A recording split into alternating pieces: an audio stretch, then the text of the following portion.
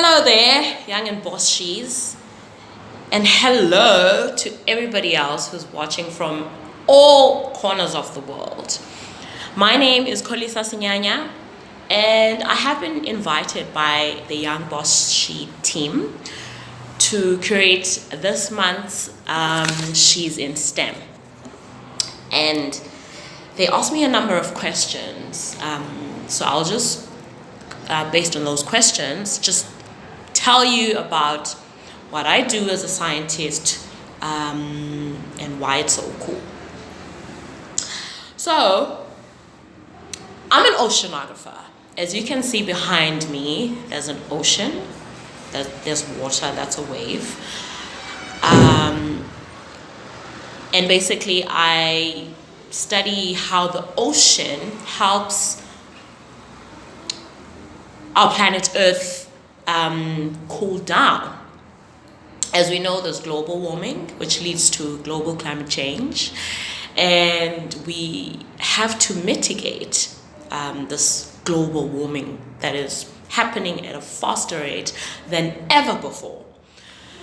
And it is predominantly caused by us, human beings. So what I do is look at how the ocean is changing over time, what is happening there right now, and we'll be able to predict the future, basically, of how the ocean will be able to absorb carbon dioxide from the atmosphere into the deep ocean.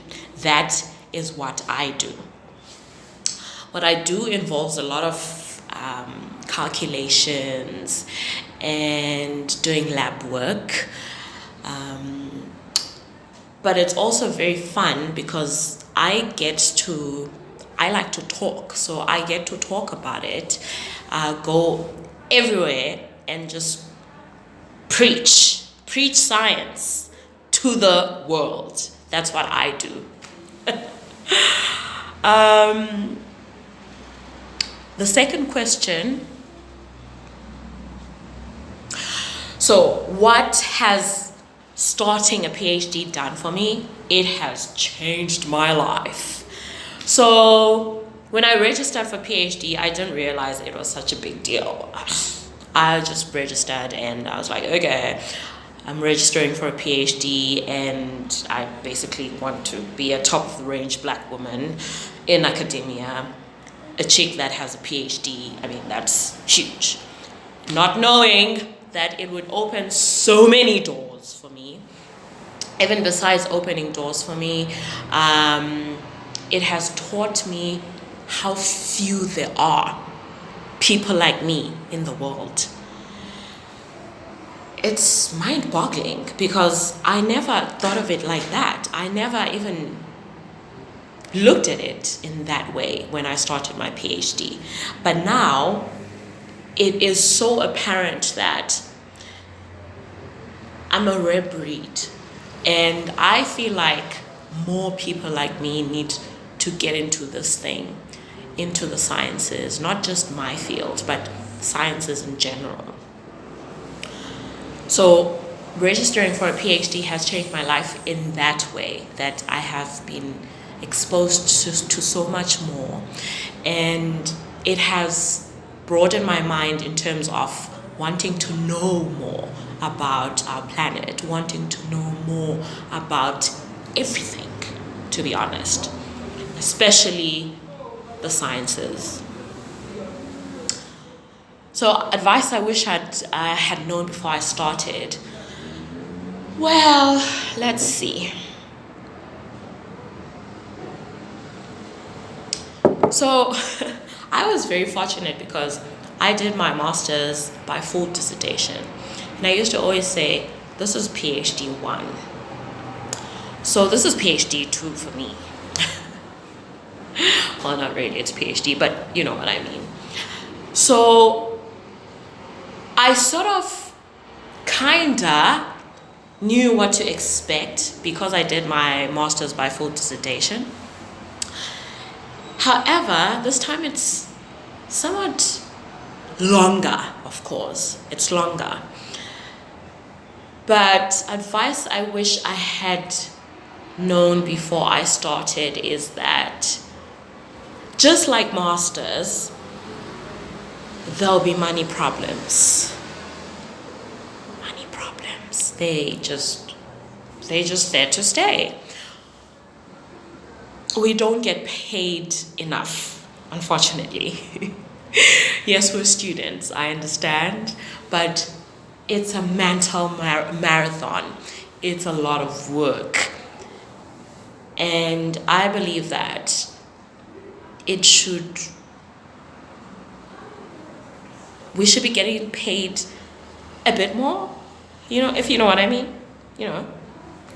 But I wish I had known, because I sort of had this expectation of having way more money than masters, which is true, but it's still not enough for the work the amount of work that we do. Okay, my plans after graduating, Lord have mercy, I don't know. Okay, that's terrible. That's a terrible thing to say when somebody asks you this question, but it's reality. I don't know yet. But even during the PhD, I am starting to establish the brand that I am, because I'm a brand. I am Kolisas Nyanya, the scientist with a PhD, a black chick. Some people don't like it when you say chick, but I mean, for me, chick is fine.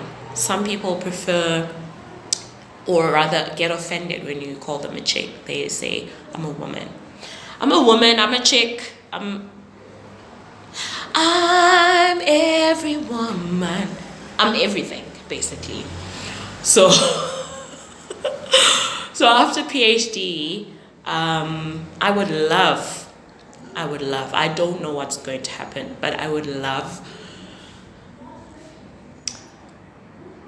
for my brand to become bigger, be in demand in terms of doing research, in terms of mentoring, especially mentoring Black women. I would love for my brand PA Kolisa with a PhD to become an advocate for women in science, for Black women in science, and for the world of science communication. Because most scientists don't like talking about their sciences outside of scientia, outside of the science world. And it's very hard for a lot of scientists to, I want to say dumb it down, but I hope I don't offend anyone. But that's what it is.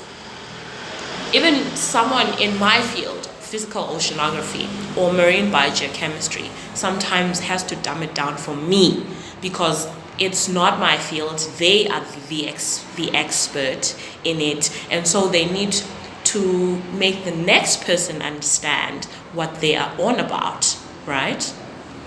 So I would love to continue with that work. I would. If there's anything that I really, really want to do, it's that.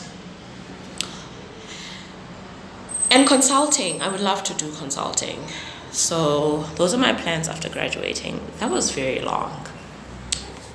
So one way we can foster interest in science in younger girls and femmes is basically by educating, first of all, educating these young people and girls, femmes.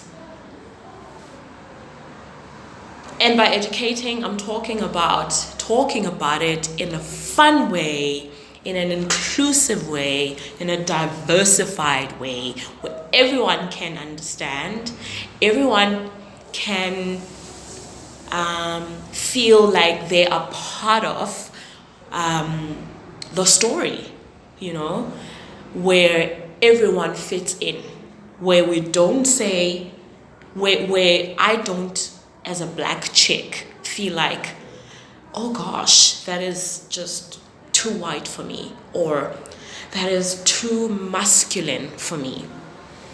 No, we need to make it inclusive. But most of all, I believe we need to make it fun and fashionable. Like something everyone wants to do, If you don't do it, it's because you choose not to do it, but it would have been an option if put on the table, if you know what I mean. So those are the only questions that I was asked by the team, and I would really, really like to say thank you for inviting me to curate, and I wish we can have many more of these in different ways and structures. Thank you very much. Have a lovely day. Cheers from South Africa.